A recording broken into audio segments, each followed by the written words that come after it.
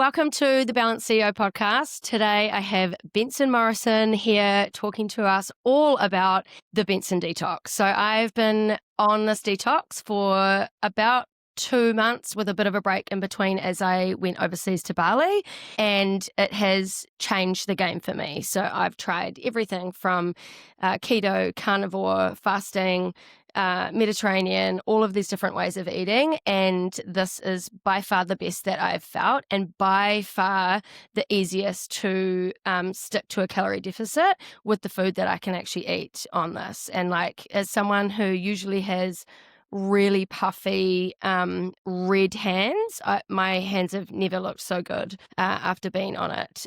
So he's here today to speak to us about who the fuck is Benson Morrison. So let's go. Tell us about yourself. Oh, thank you for the subtle plug, and thanks for the introduction. I'm excited to have a chat to you, especially because you're someone that's done it and lived and breathed it and seen the benefits. So it's not like I'm just trying to tell the world through you how good our detox is. You can attest to it, and we can chat about your experiences as well, which is really exciting, and stoked to be your second person on your podcast. Yeah. Thank you for having me. Good. You're welcome. So first question was, who the fuck is Benson? Yeah. Who are you? I'm a Kiwi kid who was just always obsessed with food. To my detriment, I was so obsessed with food that I put on lots of weight in my younger years and didn't really understand nutrition. Got to a point in my life where I was about 120 kilos, and I'm 5'10" and 5'6", so that's not very. I'm not a tall person, so it's quite a heavy weight for someone of that height. And I got to a point in my life where I needed to lose weight and didn't understand nutrition at all.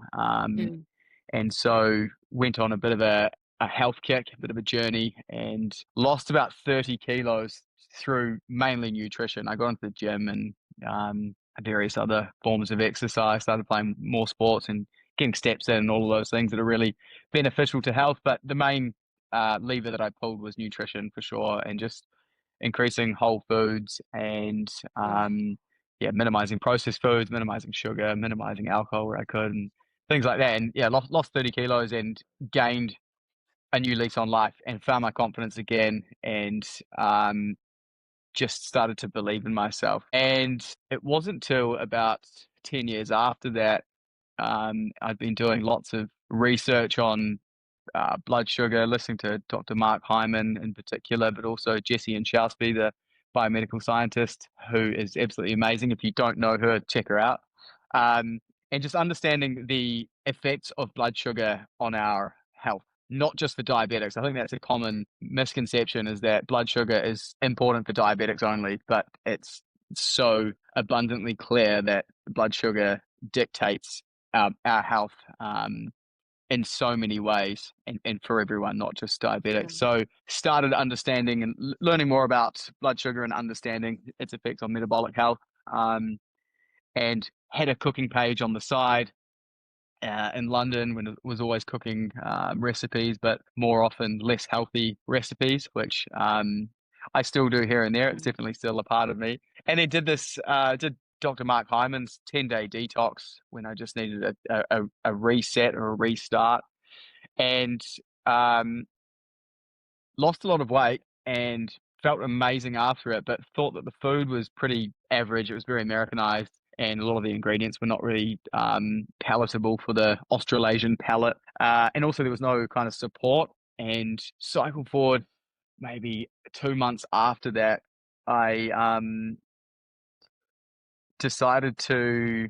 I had a few friends asking me about the detox and asking, how I lost that weight in that short amount of time, and it looked like the food that I was cooking was delicious, and can I help them through it? And so I back a step. I was cooking a lot of meals within the kind of criteria, but they weren't the recipes that Mark Hyman had in his kind of program. I decided to make my Ben's on Dinner, which was my food page, recipes for this detox. And then so I did a bit of a post on Instagram, and a whole bunch of people were like, wow, all of that food looks delicious. And it's like Asian fusion, and it's like, it's well garnished, and it looks like spicy and fresh and crunchy, and, all the textures and colors, and it looks delicious. But you've lost all this weight. Like, what the hell? And so I Mm. had a few friends that I helped through it, and then they sort of word of mouth took off, and I just had more and more people asking us. So I was like, shit, okay, I'm going to start an Instagram here, and put everything in one place, and then started a website, and in the first year had 2,000 people through this this Wow. detox, and it kind of just snowballed from there. So I've been leading the Benson Detox, or Ben's on Detox, for the last 3 years, and yeah, that's who I am currently, at least, anyway. Yeah, so where did it start in terms of, like, did you just put out a 10-day? Like, was there a 28-day then? Where did that all begin? And, like, did you do more research at that time with other people, or did you kinda just, like, create something to help friends and family, and then it led to something way bigger, obviously? Yeah, good questions. Initially, it was just a 10-day detox, and that was the case for about 2 years, and it just worked so well. And it was, I think, from a marketing perspective, it was just really achievable for a lot of people. They thought, "Wow, this is, it's only a week and a half. I can sustain not eating sugar, not, having a drink, not drinking Mm, coffee, and not having processed food for 10 days." If you said to someone, cut out all of those things for a month, initially, like yeah, straight off the bat, they'd go, "Oh, fuck it, that's a bit difficult." But I think it sounded yeah. achievable for people. Got really good traction with the 10-day detox, and I was afraid to change anything because it was working so well. And the detox was in the brand name. A lot of people connected our brand with that 10-day kind of challenge. And so I was scared to change anything, but had a lot of people asking about, Mm, oh, what do we do next? And, is there a longer term thing? And so I mean, okay, let's do a let's do a month long one, or a 28-day challenge. And spoke with a nutritionist who we now have on board in our company, Linda Grocott, who is a Kiwi clinical nutritionist, and she helped us kind of design the 28-day challenge, and incorporate the new ingredients, because it's a longer term program. So we got some sort of more complex carbs and that sort of thing included in the 28-day challenge, so it's a bit more mm, sustainable, and people could incorporate more exercise and stuff like that. So yeah, we introduced the 28-day challenge, and that's been working really well. Obviously, people get much better results from a longer term program like that, and it just kind of consolidates all of those mm. learnings and reinforces to people the benefits of avoiding blood sugar spikes, but also processed food and alcohol, and too much caffeine and things like that. So yeah, we've got the 10-day detox, the 28-day challenge, and in the new year we've got uh, an exciting announcement, put it that way. Do you? Oh. That's exciting. I can't wait to hear about it. Yeah, well, that was my next question was what's the future? What does that look like? Yeah, well, What's the I can expansion? I can definitely drip feed some little tidbits, but well, so in the last year and a half, we've had two big partnerships that we've launched, and one of them is with Nailed It Nutrition, who do protein powders. They're a Christchurch-based company, a bunch of ex-uni students who are really kind of enthusiastic, and just young budding entrepreneurs. And I was like, okay, this. And they reached out to me and said, oh, hey, would you like to do a collab? And I said, yeah, let's give it a go and see how it goes. And so now we've got our detox nailed it nutrition collagen powder that's selling really Mm, well online, and people seem to be loving, because it's just pure, unadulterated, unsweetened collagen that people can add to their smoothies or soups or curries, or whatever, just to add more protein into their meals. So that's doing really well. And then we've got our partnership with Clean Meals, who are again, Christchurch-based company who cook and deliver a lot of our detox meals to the more busy detoxes in New Zealand, or people that just want ready-made detox approved meals. So we've got those two partnerships at the moment, which are doing really well, and a couple more in the pipeline that I won't talk much about yet, but yeah, a couple more of those in the pipeline. And I'm moving to Australia, to Sydney in March next year, and yeah, we're going to ramp up things in Australia, obviously, while looking after our Kiwis. But yeah, lots of opportunities and potential partnerships in Australia on the horizon, which is really exciting. Is there a Benson restaurant on the cards in the future? That's such a good question. I would Because it would be love for there great. to be. Do you know what? It's a really tricky one, because for me, a good restaurant has music and it has drinks, and it's got that vibe where you enjoy it with friends or family, and you can have a drink, and there's nice music playing, and you can really just relax and enjoy a delicious meal and not feel kind of refined, restrained, and feel like you can't have a drink, for example, and it's a little bit um contradictory, I think, to have a detox restaurant with while serving coffee slash alcohol. So it's a difficult one to navigate, but I think we will figure out some way of having a restaurant, whether it's more like a breakfast lunch type restaurant than a dinner restaurant. Mm. um yeah, I would love to get into that space But, at like me some point, personally, I'm because not a big drinker at all. And for me, I would be more inclined to go somewhere that doesn't serve alcohol. Like, I think it's an issue that every place sells good to know. alcohol. And I think the next generation now, like, they're not big drinkers. Like, there's a lot of people Yeah. that are not drinking, you know? So, like, yeah, for me personally, I would almost prefer to go and support a restaurant that's like, actually, we don't sell booze. Like, that's just our thing. Like, that's what sets you apart from, the guys down the road that maybe is a Mediterranean restaurant or something, you know? Yeah, it's a really good point, especially with the younger generation. I mean, I'm currently in Bali for a couple of months, and there are a few places like that are sort of like sanctuaries that have smoothies and smoothie bowls and salads, and just really healthy foods, and nourishing dishes, and um, teas and yerba mate and things like that. I don't think that is typically what I would have thought would have been my sort of restaurant to launch, but there's a huge market for it, and people are so, especially in this day and age, are so keen to go and have that sort of experience, and steer away from the booze. So yeah, maybe there is a market for it. I don't know where that would Mm. be necessarily.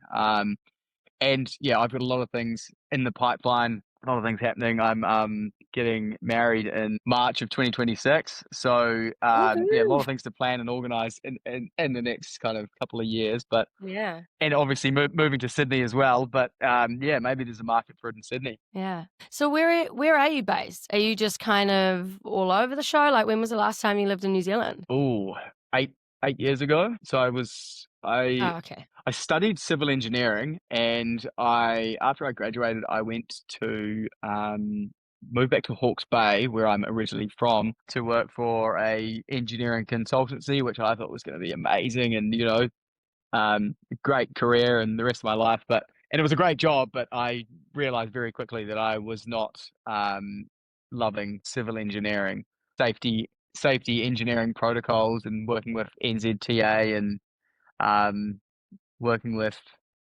geotechnical engineering standards, and working with dirt, and trying to understand the mechanics of um, of soil and things like that. Just didn't ring my bells at all, and I think that's why I've always had like a bit of a need to branch out and do something else that's more within my kind of passion. So anyway, I worked for this company in Hawke's Bay, and then transferred to Melbourne. Did 2 years in Melbourne, which I really enjoyed, but wanted to go further. So moved to London, and was going to do 2 or 3 years in London, and ended up being there for 6 years. Absolutely love the place. I just left a month ago, and I dearly miss it, but it's all good things come to an end. And yeah, excited for the next chapter, which is Sydney 2026. Awesome. So straight from London to Bali, Bali to Sydney? Yeah, so I'm just doing a bit of a kind of transition, pray love couple of months in Bali. I'm doing our 28-day challenge at the moment. Went to the gym this morning and had a sauna and an ice bath and weighed myself, and I'm 6 kilos down Yeah. was it 21 days ago. Yeah, feeling bloody good. And yeah, obviously getting more sun in Bali and going for a swim in the sea and eating Mm, really well. So yeah, my skin is a lot clearer and yeah, just got energy throughout the mm. day and feeling much better. But yeah, so Bali for a couple of months. My fiance is actually still in London. She's finishing her time there, and then I'm meeting her in Australia at the end of the year. Nice. Have you found it difficult? Like, I know what it's like being in Bali. There's, the most amazing food everywhere. Have you found that hard to stick to? I certainly would. Yeah, yeah, definitely, definitely. But being by myself, I mean, I've been healthy, I've been fit, I've been productive. It's been great for my health and well-being. It's been great for the business, been great for content, things like that. But I'm by myself, so there's no kind of social connection. I can't just like pop out for like a nice meal and a drink, or meet friends for a couple of beers. So I definitely miss that kind of social connection piece, and yeah, not being able to go out and have some of the delicious foods at the restaurants around the place. That's definitely difficult. But yeah, it's the best thing for the business. It's the best thing for my health and well-being. So I'm just gonna keep persevering. At the end of the 28 days, I'll definitely go out and have a bit of a cheat meal or a cheat kind of weekend. I definitely do miss having like a cold beer, especially when it's like a beautiful day, the sun's setting, and people are like just drinking a cold beer, looking at the waves roll in. I'm like, oh, I do miss that a lot. Yeah, So yeah, there'll definitely be a cheat meal or a cheat evening at the end of the 28 days. of course. I mean, I gave up alcohol for 12 months, and the first time that I drank after giving up was in Bali. And I didn't even I wasn't like, "Oh, yeah, I'm gonna Good go to place to Bali be. and start drinking again." I just was there, and my little sister was like, "Fuck, come on, let's just let's have a night." And I hadn't had a drop of alcohol in 12 months, and I was like, "You know what? Fuck it." Well And it was done. so much fun. Like, no regrets. It was Well, so fun. how did you find not drinking for 12 months? Because one analogy I've heard that really resonated with me was, if you're going to go sober, get used to living in the middle lane. And what I meant by that was, you don't have the highs and the lows anymore. Every day's like kind of exactly the same. You don't have like, a blowout in the weekend and then kind of recovery during the week and then a blowout in the weekend. You're kind of just on that Mm. same monotonous kind of path for entirety. Did you feel like that at all? Um, yeah, it was a pretty rough time. I went through a 7-year separation with the father of my child, and I said that was kind of the catalyst. I wanted to go sober, and so I had said that was it. Like when the relationship ended, that I was gonna go sober for I didn't know how long, and Yeah. yeah, it was hard because I also had to sit in so much shit as well. It wasn't just like, there was a lot of emotional baggage that was coming up as well. But I knew that if I could get through this with no vice, like no substance, because there was drug abuse, there was all sorts of stuff that went on. I knew Yeah. that if I could get through that, then I could get through anything. And yeah, it Hmm. was the best thing that I honestly ever did. I felt like I was having like the death of a whole life. Like my whole past Yeah. was just wasn't my life anymore. And so I kind of had to just get into this next phase. And yeah, it was hard, but honestly, it wasn't as hard as I thought. I was like borderline alcohol, like not every night alcoholic, but like 2, 3 nights a week, like full on the piss for fucking 15 years. And yeah, it was way easier than I expected, honestly. Yeah, best thing I have ever done. And now, like, I can't even remember the last time I had a drink. Like, I don't even really think about it. I don't not drink. Like, I'm going to Rufus this weekend and I'm excited as fuck and I'm gonna have some drinks and like let my hair down and have a good time. But that's like twice a Yeah. year, for me now. Yeah. Still got a bit of party animal in me. Yeah. That's the way it should be. And I think it can be restricting and harmful for your mental health if you put that like full restriction on and put a label on it like I'm sober, I don't drink at all. Like, I mean, it works for some people, but for me, I just think it would be too difficult. And I prefer to have, um, a month of the year where I go completely sober and have a reset, which is what I'm doing right now, and take Mm, the time to reflect and be introspective and think about your habits and think about your future and things like that. But yeah, I like to fucking go out and have a blowout as well. Like as my mm, anyone that knows me will know that yeah, I like love to go out and have a big night and absolutely let rip. But it's not sustainable to do forever, and it's not sustainable to do very mm, often. But like, yeah, I love to, um, like Glastonbury last year. You talk about going to Rufus. I went to Glastonbury last year, and we were heavily on the piss um, for 4 days straight, and I absolutely loved it. It was the time of my life. I felt like a complete piece of shit at the end of it, and battled for a few days after. But you know, life has ups and downs, and yeah, post for Glastonbury, sure. but the perfect thing to do is a 10-day detox. Yeah. And I think, like, the more often you do have those big breaks from alcohol, and then you go back to, like, everyday life and you just have more awareness around, like, "Do I wanna get on the piss tonight? Because I know how shit it makes me feel." So I just feel like you're more aware of the times when you actually do wanna put alcohol in your system because you're so aware of, like, how good you feel on something like a 28-day detox where there's no drinking, Mm, and I think just the more often that you absolutely. have those breaks, it's like the less that you wanna go out and have blowouts, but it doesn't mean that you're not ever gonna Mm. not do that.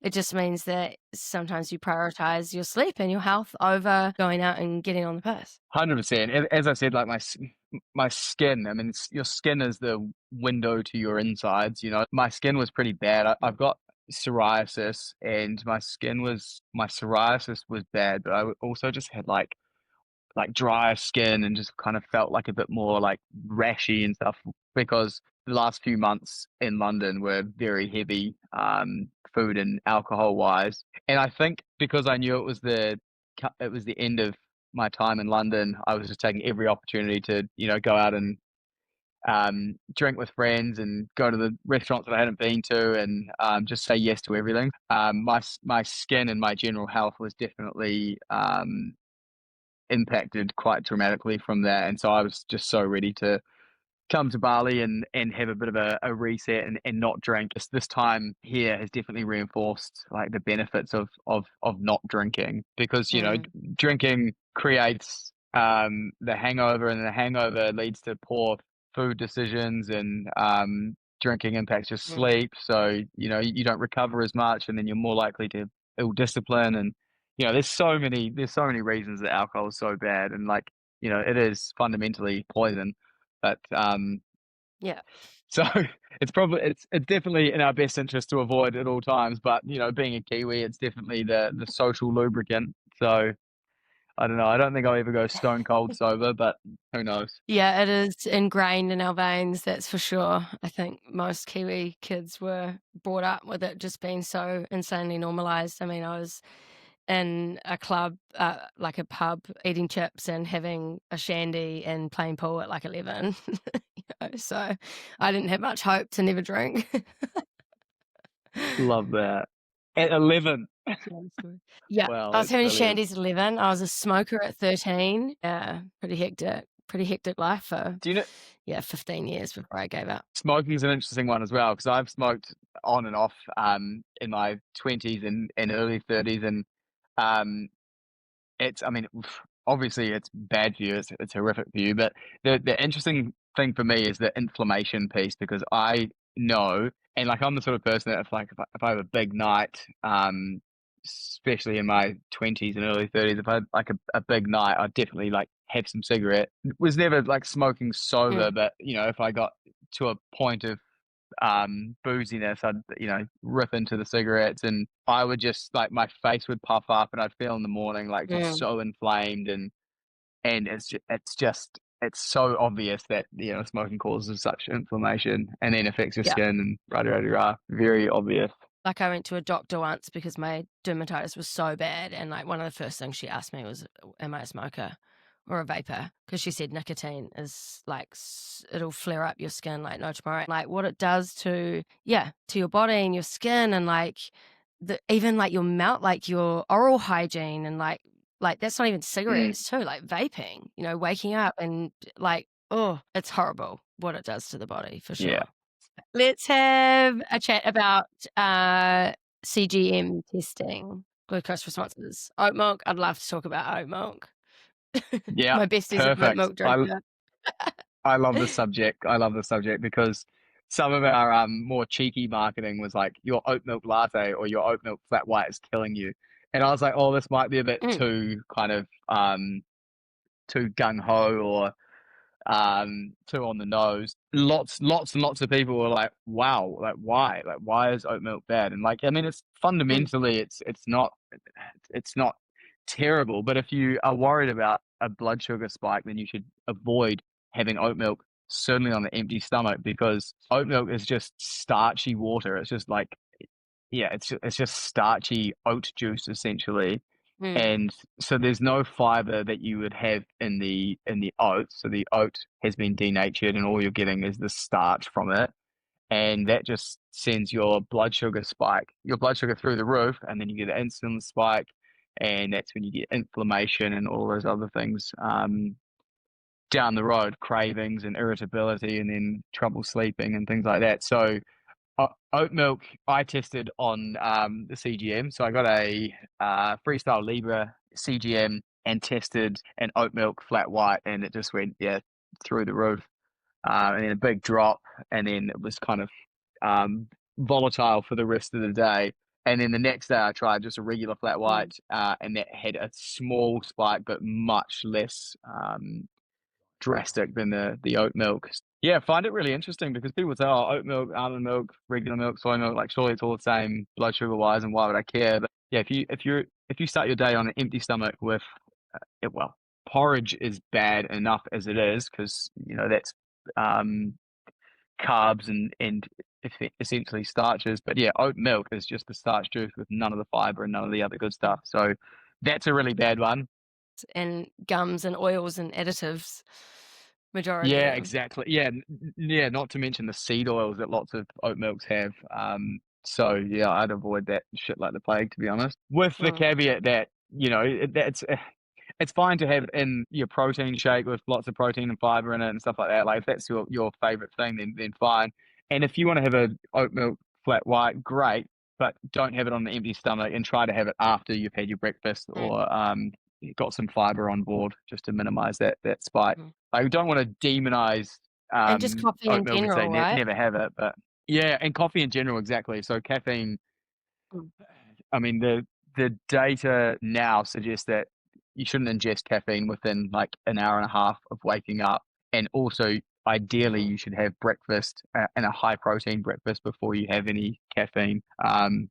Because the caffeine just sets off your cortisol, particularly with women, and just creates havoc to your metabolic system. So that's an interesting one. Bananas is another one, and there's lots of these, but bananas mm, is one because obviously people go, oh, that's a fruit, that's good for you, and it is. Bananas are a great source of fiber and potassium, and it's a great source of energy if you're about to do some exercise. But a lot of people will have like oats and banana and then go and sit at a desk, and their blood sugar just goes through the roof and then drops, and that's when they get mm, the 3 p.m. crash. That's when they get cravings, and that's when they get irritability, and then subsequently have issues sleeping down the track. And um, it's much harder to adhere to a calorie deficit if you start your day with a blood sugar spike because you're going to be hungrier sooner. You're mm, more likely to crave sugars and starches. Whereas if you started your day with a high protein breakfast, then you're satiated for longer and your blood sugar is more balanced and you're less likely to have cravings. And that's why so many people mm. say start your day with a protein Yeah. breakfast. But Um, like even and it, me before the detox, I was waking up, I would scrape my tongue, brush my teeth, have a glass of water, and then I would go straight and have a coffee with protein and fats in it. But it had sweetener in it. So like that would just set me off, honestly, for the day. I could have drank 3 of those in a day because I got so Yeah. addicted to the sugar. And like, it's not that the protein was bad. It's one of the best, cleanest proteins that you can get, but it's still monk fruit and it's still going to spike your glucose. And now, like, I can't even pellet it. I'm not even drinking coffee, which is like amazing for me. Like, I was 2 to 3 a day before all of this. And it was the first thing that I did. And now I don't even wake up and go, oh, I feel like a coffee, like ever. Ever, not once. Yeah. I just had some water, and then within like an hour to an hour and a half of waking, I'll have a bloob smoothie, and Love that's me. that. And like, I'm up at 5 in the morning, so I'm eating from 6, 7 o'clock until 6, 7 o'clock at night, like 12 hours. But I'm having 4 small meals, and I don't ever get hungry, which is just wild That's because so good. I would try and eat in a calorie deficit before, but I was starting my day with these coffees, and I would fucking struggle to like be able to have meals that actually fulfilled me because I was having a 250 calorie coffee first thing in the morning, and then I'd probably have 2 of those. Yeah. So there's a meal, like 2 coffees was a whole meal for me. And because I wasn't having carbs, it was like I was shaky and jittery and like, yeah, it was just not good. Way more scattered. Mm. Yeah. You're shocking your hormones first thing, the first part of your day. Your cortisol's all over the place. You're gonna have more cravings, you're gonna be more stressed out. But it's so common. It's so common. So many people do that. Like someone very close to me did that for years and never had breakfast and would have a very, very small lunch and then would just go hard at nighttime and just Mm. be so ravenous and then, not realize that she was having, thousands of calories at nighttime going way over the her maintenance calories. And she just thought it was Mm. so normal, and so many people are like that. So many people are like, oh, restrict, restrict, restrict, and they don't have enough calories during the day. Then they've got less energy, and then they're just ravenous at the end of the day, and just absolutely overdo it. And big dinner, and then big dessert, and then their sleep's shit, and then they have the whole roller coaster that night, or the next day, and all of the repercussions of shit sleep. So yeah, I mean, one of the best things for health, or one of the best levers that you can pull, is just starting your day right with a high protein breakfast that doesn't spike your blood sugar. If you do Mm. that every day, your life will change. Yeah. Well, it 100% has for me. Like, I was even talking to my girlfriend today, and she was my somatic coach for 6 months a couple of years ago, and in that time I was fasting. So I'd have 2 bulletproof coffees and then not eat till 1 o'clock, and I was fucked. Like, I pretty much hired her because I was such a scatterbrain, like not realizing, like she helped me through a lot of stuff, but not realizing that the problem was that I was like depleting myself of food, and then I would Mm. eat, and then all I would want to do all afternoon is eat. Like, Yeah, that's, yeah, and then exactly. you just shoot yourself in the foot and fuck yourself. Like, the whole eating, within a 12-hour time frame, a little bit different for males, but for females, that's what, the research is saying, that it's best for us, for our hormones, to eat within Mm. 12 hours. Has been an absolute game changer. Like, I don't feel hungry in between. And it's also been a really good thing to go, okay, once I have my dinner and maybe a little, bowl of berries or whatever after that, like, that's me, I'm done, no more food. That's been like the Mm. easiest thing to implement, is just go, once that time is done, like, there's no more food. Cause then I'm like all or Yeah, nothing. So I just go, okay, no more food after that. And yeah, yeah. it's been working great. That's so good.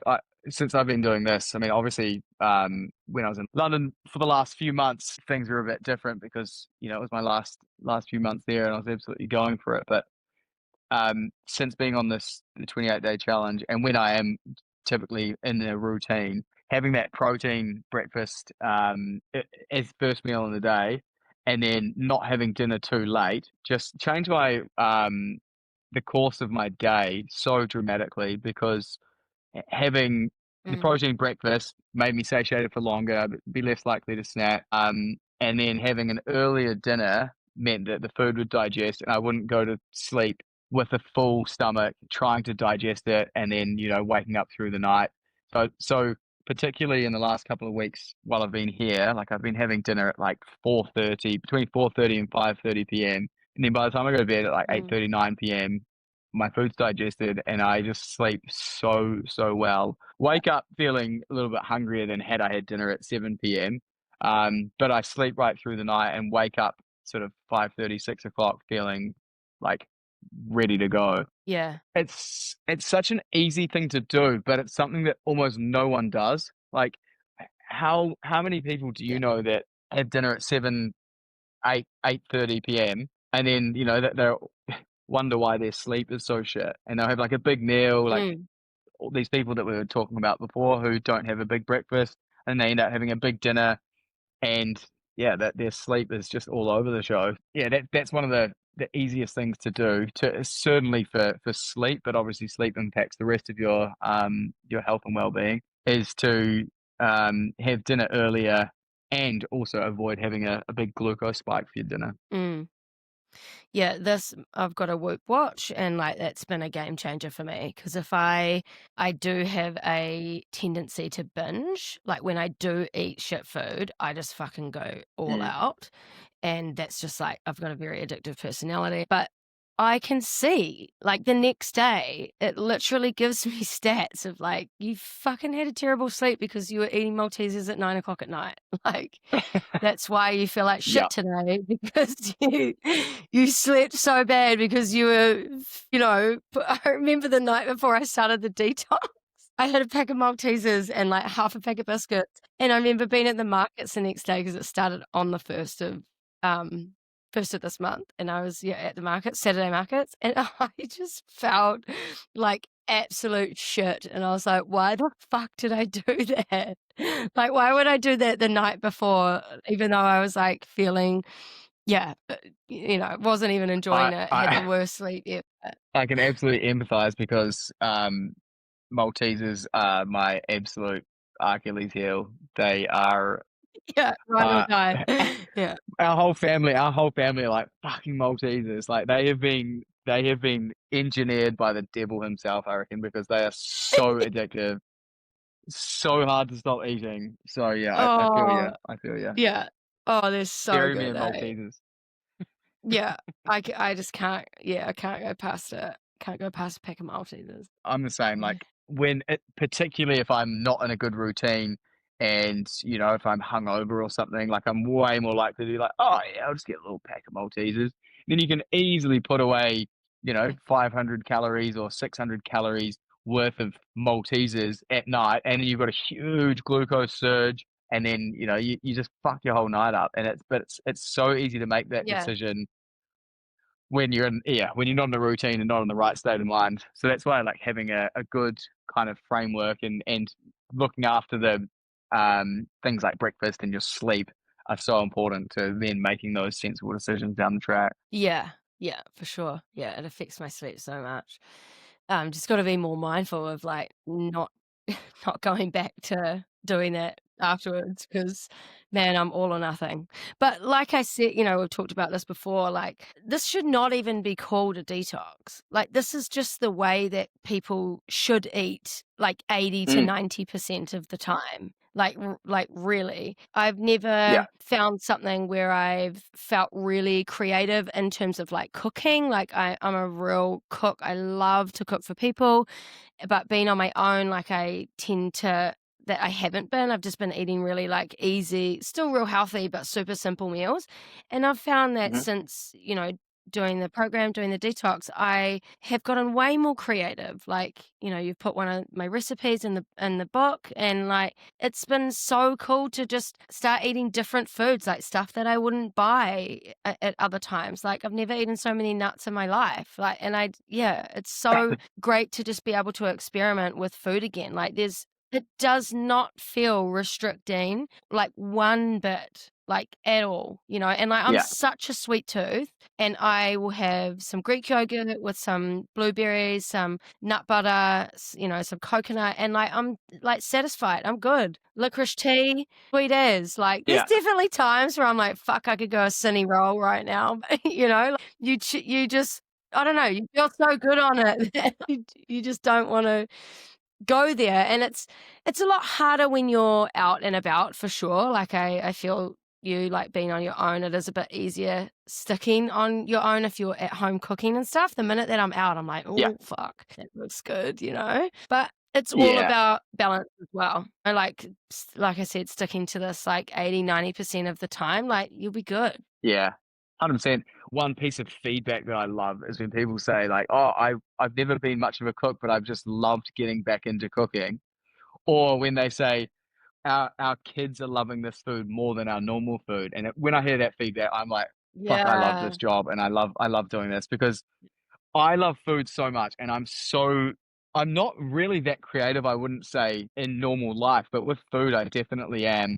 And I love coming up with new recipes, and I love coming up with new kind of concepts with food.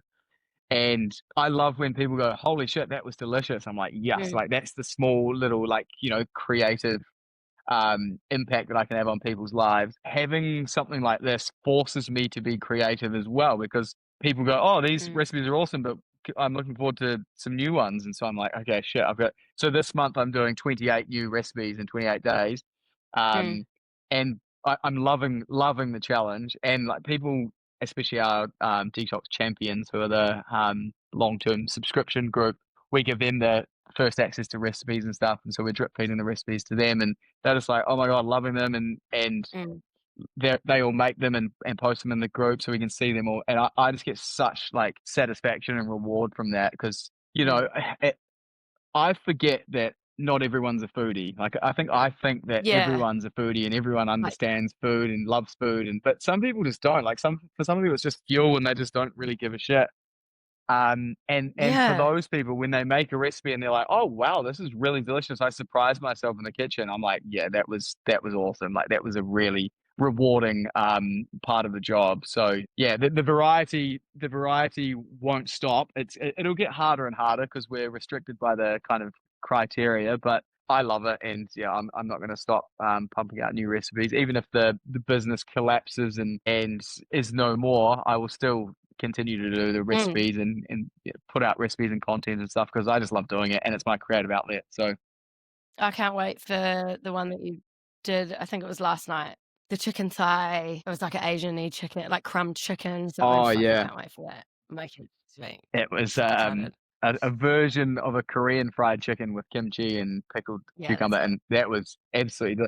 And do you know what? I love that sort of food, because it's a protein element, and then it's the fiber element. Also, the kimchi is like, great fermented food that's Yeah. good for your gut health. So that's a gut friendly meal as well. But you don't have the sugar or the carbs or the starches to give you that crash. So you kind of feel full, but you don't feel like, completely lethargic and inflamed and yucky after it. And I Mm. mean, it's fried chicken. Like, it sounds like it should make you feel terrible, but it doesn't. And like the fresh kind of pickled elements as No. well, just really balance the, like, fried chicken side of it as well. So um Mm. you'll be the first one to get that recipe. Yeah, how good. I made my girlfriend the teriyaki chicken bowl last night with the cauliflower rice, and she was just like, "This is so fucking good." And she said afterwards, she was like, "I feel so good. Like, I feel satisfied. I don't feel like heavy. It felt like it was a lot of food." And it's like a 300 or 400 calorie meal. Like, it's insane. And I think Yeah. too, we always think that we need to add things like honey. Like if I was ever to do like honey soy chicken or whatever, like obviously I Mm. was always adding sugar. Or even when I would That do probably like a needs honey. teriyaki type one, I would do like maple syrup or honey or whatever. It just doesn't even need it. And like when you stop eating like that, you don't notice that like there's no sweetness and things. And then like you Mm. have, I don't know, like a really good roast pumpkin or something, and you're like, fuck, that is so good. Whereas you probably wouldn't notice how good that was if you've been like fueled up on sugar and heaps of carbs and Oh, glucose. yeah, exactly. And that's one of the great things about avoiding sugar for, a minimum of probably 5 days, is your body starts to learn that you don't need sugar, and then things taste better and taste sweeter without the sugar. And then, so if you do the 10-day detox or 28-day challenge, or just avoid sugar on your own for a couple of weeks, and then you eat something sweet, your body's like, oh shit, and you get that kind of hyper sweet reaction that you wouldn't have had otherwise. And it's just so funny how your body just gets used to that and then starts craving it and just thinks that's normal. Um, so right now, I don't feel like Maltesers at all. But day one, I was like, give me some Mm. Maltesers. I need, like, I need some. I need. Oh, I saw the Whittaker's brandy snap chocolate, and I was like, fuck me, send me a block. Someone send me a block immediately, because that looks like the nicest block of chocolate I've ever seen. Right now, I reckon that would make my taste buds go like, oh fuck, that's far too sweet. But when I saw that on, like, I think it was day one or day Mm. two of this 28-day challenge, I was like, I need that right now. And it's so interesting because I was trying to find like lunchbox food for my daughter. She's 6, and I'm really trying to get away from like just sandwiches. Like, I'm pretty anal. She eats very, very healthy, but I want to be even better. I want to start making, like there's like veggie loaded brownie muffins, those sorts of things. And I was looking at these like amazing recipes that are all like super healthy, great lunchbox ideas. And usually I would be like salivating. Fucking give me one of those right now, and like not be able to handle not having something sweet after seeing it. But I was sweet Yeah, as, like, it just didn't even really sweet bother as for me looking at that sort of stuff. I wasn't like, oh my God, I need to have something right now. Whereas I usually would have been like, fucking get me to the Foursquare, I'm getting a Snickers bar. yeah, far out, and sugar is so calorie dense as well. So it's so easy if you're eating sugar to be in a calorie surplus, and that's why, I mean, lots of people lose weight doing our detox and our 28-day challenge, and like, that's not the objective for everyone, but it Mm. does happen for most people, because if you avoid processed food and sugar, it's very fucking difficult to go over your maintenance calories. It's so easy for me to eat 1,000 calories of cashews, because that's like a Mm. small bowl and I could demolish that, but 1,000 calories of chicken breast, like, not a chance. And that's the thing, Mm. like, understanding um the calorie density of different foods is so Yeah. important as well.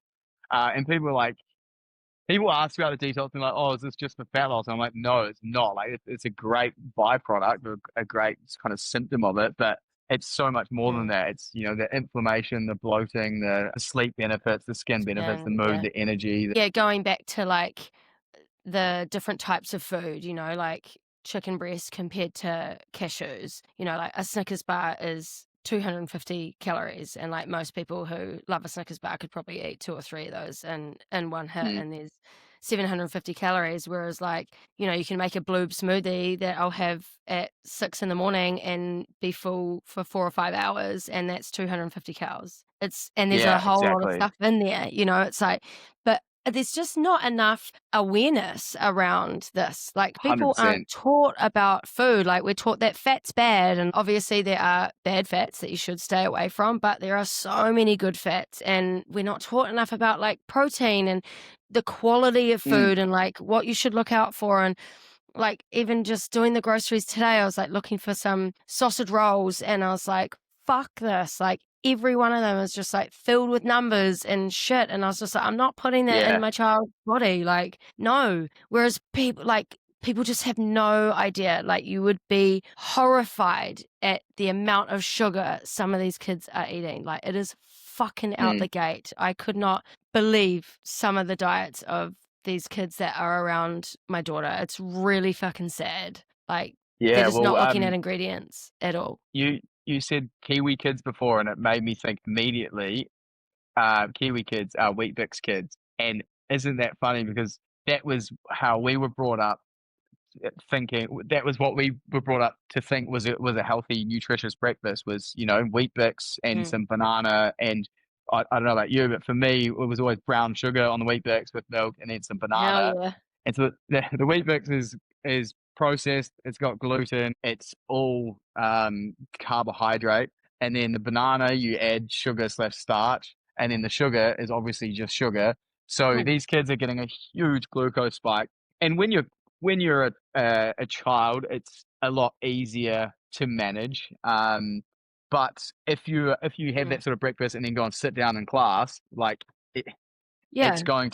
And you it's going to wonder wreak why all havoc. And these yeah, kids are and being so diagnosed with fucking ADHD. exactly, sugar in the brain of kids is ADHD, and sugar in the brain of adults is dementia, and it's as simple as that. But Mm. the awareness piece isn't there, and that's what's really frustrating. Is people just think like, oh yeah, like Weet-Bix and a glass of orange juice for um my little darling baby is going to be the best thing for them, Mm. to start their day. Well, Fine if they're it's about what to the run All cross Blacks country, but if they're it's about what the to, All Blacks eat. yeah, yeah, exactly. And that's why Aren't marketing they can the be so promoters of it? dangerous. Yeah. Yeah, exactly. It's so, so, so dangerous. And even just toast, white bread with jam, and then you send your kid off to school and you expect them to be able to learn and focus and be in a classroom for 6 hours in a day. It's like they've got nothing in Yeah, them but sugar. And that's why they're yeah, crashing, exactly. and then let's go and add all the rest of it that's in their lunchbox,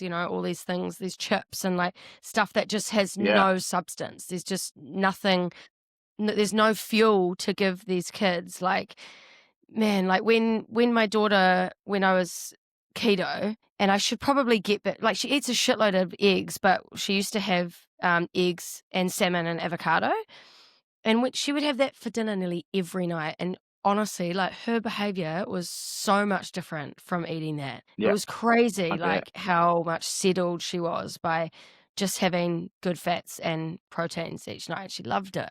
I mean, she still Yeah. eats very well, but yeah, the difference in that, it's hard co-parenting. I don't know what she's eating half the time, at her dad's, so that's difficult. But I just try and feed her the best that I can when she's here. Yeah, well, talk about, fats and good proteins and we talk about the different macros, and it's interesting because we have essential fatty acids that we need through food, and we have essential amino acids, which are the proteins that we need through food, but there's no essential carbohydrates. So you can live for the Mm, rest of your life without carbohydrates, but there's no way you can live without the essential fatty acids or the essential amino acids. mm, So I mean, that's a inflammatory thing to say to people, because a lot of people are like, don't cut out carbs. And like, I mean, great, carbs are a great source of energy, and they're a very cheap source of energy. Um, and if you're a triathlete or a marathon runner, or you're in heavy weightlifting or something like that, then yeah, you'll need carbs. Carbs will be your friend, and they'll be great for fueling your training. But so many people are eating a big bowl of carbs or a big plate of carbs, and then working in a sedentary role, sitting down at a mm. desk for 4 hours or 6 hours or 8 hours, and they're just sending their blood sugar through the roof, and then that's why they're having so many health issues. The Started education piece needs to change, that's for sure. for sure. I think it's definitely getting better. Like I think the younger Mm, generation is a lot more aware. It's just more and it takes a massive thing to happen for a lot of people to open their eyes, right? There's fuck all nutrients and there's vegetables that are being sold to us in a supermarket, and like unfortunately, not everyone can buy organic. Like, not yeah. majority of people can't afford to buy organic food, and I'm not saying don't go and buy fruit and vegetables like at all. Go and get the fruit and vegetables, but the quality of our food now is just so shit. Even if people Mm. it's sad. Like it should not even be allowed. Like the amount of sprays and stuff that is on our food is just insane. But And we're pretty fucking lucky here in New Zealand. yeah, it's not just the sprays either. It's the way that fruit has been engineered over time as well. Like, fruit has got more palatable, it's got sweeter, it's got easier to eat. Mm. There's seedless varieties, and they're being engineered to be sweeter and more palatable and prettier, and it's at the cost of nutrient density. So many, like, if you Google what do bananas look like 500 years ago, you'll be amazed at what they look like. They had much bigger seeds, and Mm. they look like shit, to be honest. But that's because the food industry has had to engineer things to make them more palatable. That means that they're, less nutrient dense, and then cause bigger blood sugar spikes, um and yeah, they're just nowhere near as good as they used to be. But that makes the whole landscape of nutrition even more difficult, because people say, um fruit's bad for you, which is inherently not true. But like Mm. we avoid fruit in our 10-day detox mainly, apart from berries and kiwis, because they're high in fiber and antioxidants and don't spike your blood sugar. But we avoid fruit, even whole fruit, for the 10 days just because it minimizes that blood sugar irregularity. But that doesn't mean that fruit is unhealthy. Like, it's so much better to have a piece of whole fruit than to have a piece of toast, for example, or a piece of Mm. chocolate, or, a muesli bar, because it's all just starches and sugars and it's ultra processed. I think that's one thing that gets conflated with in our detox, is that if people think that because you can't have it for the 10 days and it's bad for you, but that's not the case. We just, for our 10-day blood sugar reset, we just avoid the whole fruit to minimize that kind of irregularity. But Yeah. yeah, it's so much better to have whole fruit than dried fruit or fruit juice, because both of those versions of fruit have been Mm. denatured, and you get less fiber and a bigger glucose spike. So, but yeah, even in my lifetime, like that awareness and education has definitely changed. Like, 10 years ago, I never would have thought that blood sugar would have had any kind of relevance to my health, being a non-diabetic. But lots of people understand that now, and um, it's becoming more front of mind. And you mentioned before something about a doctor. We've got multiple GPs in New Zealand who are recommending the Benson detox to their patients, which for Mm. me is just absolutely out of this world. Like, it makes me so happy. It's not like we've asked them to do it. They've been like, "Hey, we did your detox, and now we're recommending it to people." It's the same Amazing. way that I met the same way that I met the clinical nutritionist who works for us. She did our detox and then was like, "This is amazing, like whole food and avoiding glucose spike. Like, this is fucking great." So she recommends it to her clients as well. So yeah, having those medical professionals and nutritional professionals advising and advocating for our program is just insane. Makes me so happy. Mm. So good. When did the Benson detox really take off? Like, when were you able to leave your 9 to 5, I guess? Good question. I left my 9 to 5 a couple of months ago in London, and that was okay. How do I answer this? It took off. It took off about 6 months after starting it. And we started having groups of 50, 60, 70 people in a week, which was absolutely crazy. Um, and I would have quit probably 2 years ago, quit my full-time job, but I was sponsored to live in the UK, and if I quit, I would have had to have left London, and wasn't ready to do that. So I kept doing it on the side, and it was pretty bad. At one point, I was like driving to work, and I was driving up to a project that was 2 hours away from where I live. So I was driving in the car and sending emails and sending Instagram messages and posting content and stuff while I was driving, like in traffic. I'd be doing all this, which is not advised at all and extremely stupid and unsafe. But that's what I was doing, because that was the only time I had in the day to do any of the detox work, was that like 2 hour drive to and from work. So yeah, that was Wow. very unsustainable. And then when I left London, a month ago, I quit and went, okay, I'm doing this full time, and that's part of the reason I'm in Bali doing this, doing the 28-day challenge and doing recipes every day and posting content, because I want to give it a red hot crack and see what we can make of it, because I love doing it so much. It's so rewarding. Um, I mean, it's a business. Obviously, you want it to be successful, but it's so rewarding, irrespective of the level of success, because Yeah. we've got people, well, have improved their autoimmune systems, have reversed their diabetes diagnosis, their pre-diabetes diagnosis. We've had people lose like over 30 kilos.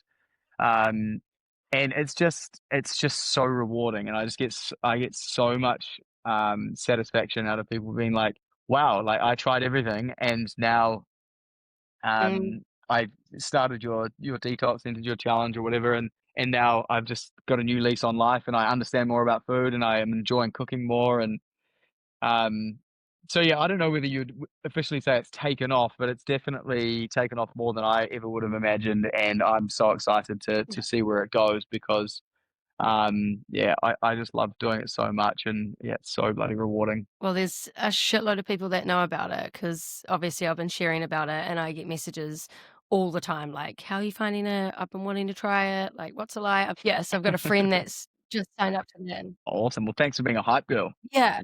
Yeah, it's pretty cool how, like, how well known it is, and, like, when I came across you, I was like, "What the f" I was like, "Is this guy Kiwi? Where does it like, he's in London because I was following both Benson Detox and Benson Dinner, and I was so Yeah, confused for a while, like, "Where is this guy?" And, like, "Why yeah, is he eating all this shit food?"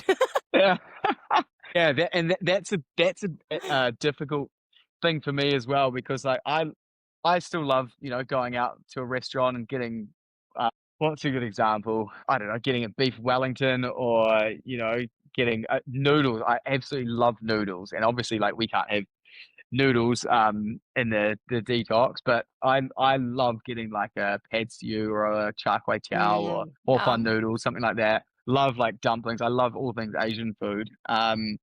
And so and I love cooking that stuff as well, and so that's part of my kind of personality. Like, I feel like I'm a bit bipolar in the sense that I have, like, the detox, which is all health-minded and nutrition-based, and then have dinner, which is more, naughtier food and, like, full flavor and, experimental and creative with more carbohydrates certainly than the detox. So, like, I have, Yeah. like, times in my life where I'm more binge on dinner, and then I have times in my life where I'm more binge on detox. At the moment, it's very much binge on detox heavy, which I'm absolutely loving. But I will kind of go back and forth between the two of them for the rest of my life, trying to find that perfect balance. Yeah, well, you're preaching great balance. I love it. I preach balance too. It's hence the name of the podcast. Yeah, You gotta have it. You gotta do it. And yeah, if you restrict yourself from everything in life, then you're just gonna revert back to, always having shitty things all the time. Whereas if you just have this balance of allowing yourself to have those things sometimes and having a good base of a really healthy lifestyle, like I'm the same. I'm a breathwork facilitator and like, yeah, I've just given up vaping, like not proud of it. I'm going to Rufus this weekend and I'm gonna have a fucking blowout with my sister and like it's gonna mm, be great fun. But next week I'm planning another podcast episode with a breathwork facilitator. Like there's just so much balance in life and there's no rule book. Like you can fucking be as many versions as you want to be yeah. in your life.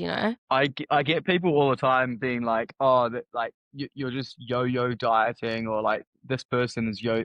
We've got one um follower who's done our detox a bunch of times, and she does it as like a reset because she loves a beer, loves chocolate, loves to live her life and have and enjoy those kind of treats. But she uses the detox as a bit of a reset or a refresh. And I had people messaging me being like, "Oh, she's just yo-yoing and she's this and she's that." And I was like, "Well, fuck, whatever works for you. Like, if you're the sort of person that can just maintain this, Mm, perfect balance all for your whole life, then good on you. But most people aren't like that. It's not human to be perfectly balanced all the time. Sometimes for me, like I know, mm. with the dinner page, I got lots of particularly in London, lots of invites to restaurants, and so like I'd go out and have free meals and then free cocktails and free wine and stuff, and so I would do all of that and enjoy those things and just know that I could Mm. have a few days doing detox recipes or do our 10-day detox or whatever I need to do to like kind of recalibrate and readjust. And so yeah, the people that are like, "Oh, you're just yo-yoing," it's like, yeah, fine, but um, for most people, that's what life is like having times where you have weddings and stag do's and that sort of thing where you're Yeah. like heavily drinking and eating bad, and then you go, "Oh, I've got like a nice period where I can just rest, rejuvenate, reset, and eat really well." Like I think that's more normal than this perfect balance that people seem to have found.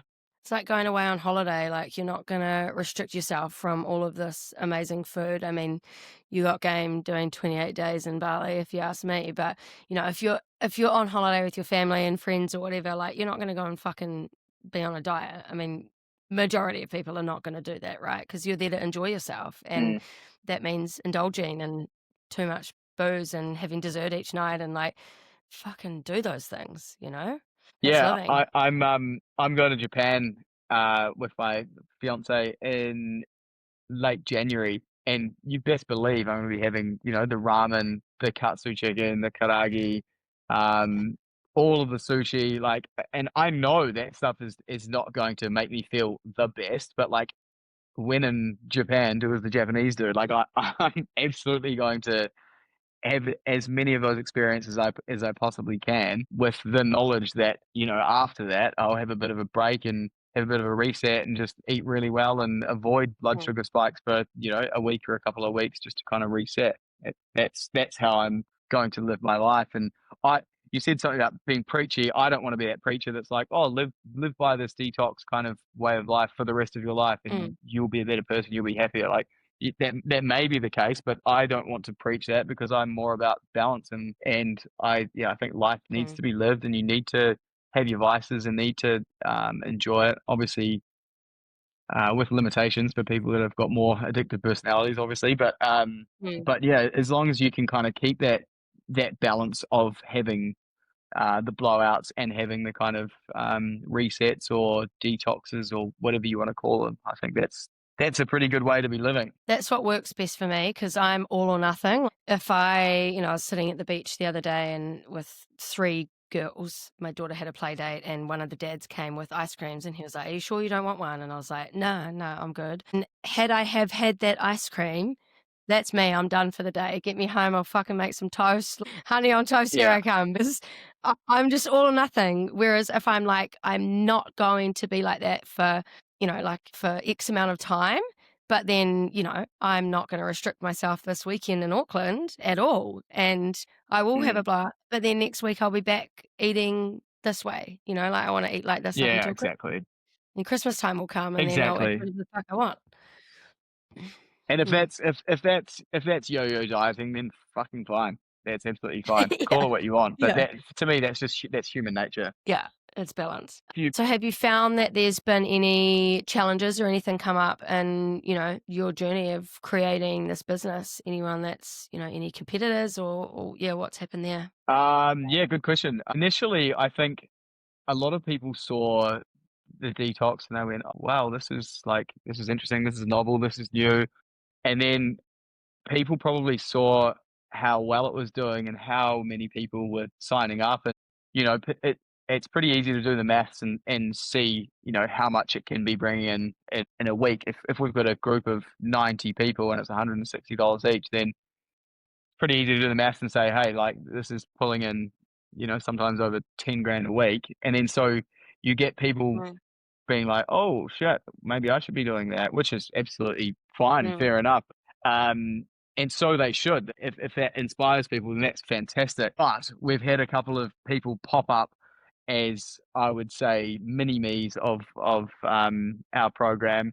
We had one that's popped up, did a 10-day detox, and they called it a 10-day reset or something. And then I think a month after we launched our 28-day challenge, they launched a 28-day one. I'm not going to name any names, but it's a Kiwi-based company, and they've essentially bastardized what we do and repositioned it. And that person who launched that business, their partner actually reached out to me and tried to get the gist of my business about 6 months before they launched the business. And I was skeptical about their intentions and didn't disclose too much. And then, yeah, saw their partner launched exactly the same as what we had, and is pitching it as their own idea and their own thing. And that really annoyed me, because if they said, hey, we're going to do something really similar, we want to know how you think it'll work best, like, and will you give us our endorsement? I would have been like, absolutely. Like, here's what I've done, here's how I would do it, and here's some advice on positioning and how you can differentiate yourself and stuff. But none of that at all. Just went and did it, and essentially bastardized our whole strategy and our whole model, and has just called it their own. So that really annoyed me. And then the second one, the second frustration was we had three different dietitians that advocated for our detox and endorsed it publicly. One was in Australia and two were in New Zealand. The Australian one was fine, but the two in New Zealand, we had their endorsements in our program, and we had their video endorsements on our Instagram, which was awesome because people go, "Oh, these are nutritional professionals, and they are endorsing this way of eating and this way of living." So it was great for us. It was great for our credibility. And both of those New Zealand-based dietitians emailed me saying, "Holy shit, please remove our endorsements because the NZ Dietitian Board have come at us and threatened to remove our dietitian accreditation if they don't if it's not removed." So essentially, they went on a witch hunt and they're like, "We don't want anyone supporting an online health program or online nutrition plan. It's illegal. We won't support it," and threatened them with taking away their endorsements if they didn't. Threatened them with taking away their accreditations if they didn't remove the endorsement. So that made me furious. And one of them said Yeah. to me, she was like, "It's actually it's such bullshit because um they just don't like to advise or don't like to advocate for anyone else, but their own kind of framework." And like, this woman in particular said to me, she was like, "It's funny because the NZ Dietitian Board still recommends that women have porridge and banana and toast and stuff like that. In fact, the NZ Dietitian Board recommended for women with gestational diabetes, recommended that they had toast or porridge and banana for breakfast, which is just so ridiculous. Like, it is the opposite thing to what you want to be having. And that's actually why we got a clinical nutritionist on board, because the clinical nutritionists in New Zealand aren't governed by the New Zealand Dietitians Board. And so we are Mm. allowed to have endorsements by clinical nutritionists, but not New Zealand dietitians. So, it makes my blood boil, and it is so frustrating. It makes me absolutely livid. But that's what we're dealing with in New Zealand. That's what we're dealing with in the kind of health industry. Mm. There's so much false information out there, right? And it's just a wonder as to why people are so fucking unhealthy and why we have such a huge mental health problem, because people are not taught what to eat, what the right things are to eat, how to fuel their body, how to look after their body, how to look after their mind, like their sleep, all of these Mm, things. There's just nothing out there. I've gone through years of like trying different things, researching. Like, I had no idea what the right and wrong thing was to eat, when I was in my early 20s, like no clue at all. I would go to the gym and like expect to get fit and not focus one bit on my diet. And, we all mm. know, like, you cannot Abs are made out in the kitchen. exercise. You can't out exercise a bad diet in a bad environment. Yeah. Like, you just can't. And I remember the first time someone saying to me that I was better off to go and eat a Big Mac than I was to eat a bag of lollies. And I was like, are you fucking kidding me? Like, I could not believe that she was saying that. She was like, you're better to have fat than you are to have sugar. And I was like, what? Had no That's clue. crazy, So isn't like, it? for so long, I've just been on this journey of like figuring out what works and like all these, the right things to do for our hormones. And I remember when I went to the doctor when I had severe depression, and I wanted her to tell me, like, these are the things that you need to do. And she just handed me a box of pills. And there was like, even, I said I eat pretty well. Like, she didn't ask me what I was eating. She didn't fucking Mm, know what my diet was. She was like, if you had come in here and you were not eating right and you were not exercising, then I would tell you to go away and focus on those things. But you are. But I was like, I had no knowledge then around the food, around the knowledge that I have now around food. So yeah, I mm, was probably eating quite clean compared to most people, but it doesn't mean that I was, I was probably getting half the amount of protein that I should been. Like, my energy levels were low. Like, I was probably not eating fats because they tell you that fucking fats are bad for you. And like, who mm. knows what I was eating at that point? There's just so much mixed information out there, and people are not educated, which Yeah. is real sad. there's so much misinformation, there's so much disinformation, which is more intentional, and then there's so much just outdated information as well. Mm, It was thought that, having oats and banana was a good thing for, to set up your day, and it is if you're about to, go for a long run or do a big training session, but it's not for most people who are going to go and sit in the classroom or sit in an office and just suffer huge glucose spikes. But it's so yeah, good to see that people are waking up now and understanding more the implications of, their blood sugar um, and things like avoiding sugar rather than fat, because for so long it was avoid fat, sugar's fine. But the research coming out in the last few years or in the last kind of decade has proven that, sugar is the thing that causes say high cholesterol, and sugar is what causes heart disease. It's not the fat. yeah, Obviously fat is highly calorific, so you don't want to be having too much fat and you don't want to be having too many bad fats, but good fats are important. They're important for mm, women's hormones, they're important for your brain health, and they're essential to your physiology. So there are essential fatty acids. There's no essential sugar or essential carbohydrate. And so yeah, that whole nutritional landscape is is very murky and was very dark. It's definitely getting better, but it's still got a long way to go. sorry if you can hear my dog in the background. She's losing her shit because Yeah, I I was haven't wondering. fed I her. was like, is that a rooster? I've got a Frenchie and they do a Frenchie cry and it is fucking out the gate. Honestly, it gives me a heart attack like every time she does it. It's pretty funny. Oh, love Yeah. it. Mm. Cool. So what now? How do people find you? How do they get on the detox?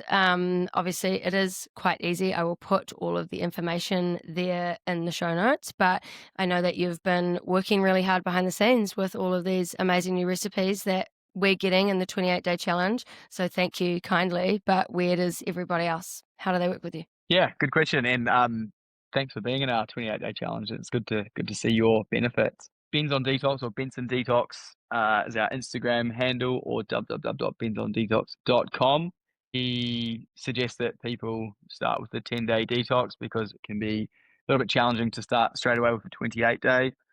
And yeah, in the last month, I've done over 20 new recipes and going to be doing more and more every day. So particularly for people that want fresh, delicious, nutritious food that doesn't spike their blood sugar, then yeah, come and send us a message or send us an email and we'll help you out. Mm. And I can vouch, honestly, the food is so good. And like I've printed the whole book and it's like, the book's freaking huge. Like you could live off those recipes for the rest of your life. There's that many in there. So yeah, So, highly recommend, guys. Highly recommend. I had a friend send me a photo of her daughter with a smoothie and she goes, "Oh, baby girl's on the Benson detox." It was so cute. I love that. That is my favorite. My I'll send you a favorite feedback is screenshot. seeing the kids having the smoothie or seeing the kids eating the Benson Detox recipes. Just warms my heart so much. And I absolutely love it. And you mentioned having the book. That's definitely one of the things that's in the pipeline for next year is a detox recipe book. So Amazing. very excited to work on that project next year and have something on shelves for people. And just want to say thank you very much to you, and thank you very much to everyone in our community that supports us and cooks our recipes and likes our content and signs up for Mm. our detox or challenge. It helps us keep going and helps pay the team and helps us continue being creative and Mm. striving for a healthier and happier community. Yeah. Well, you're helping so many people. So thank you. It's amazing what you guys are doing. So cool. And thanks for being here. What a great combo. My absolute pleasure. I've thoroughly enjoyed it, and yeah, look forward to doing one again down the track. Yeah, great. Sounds good. All right. Let's wrap it up there. We'll see you in the next episode, everybody. Thank you all.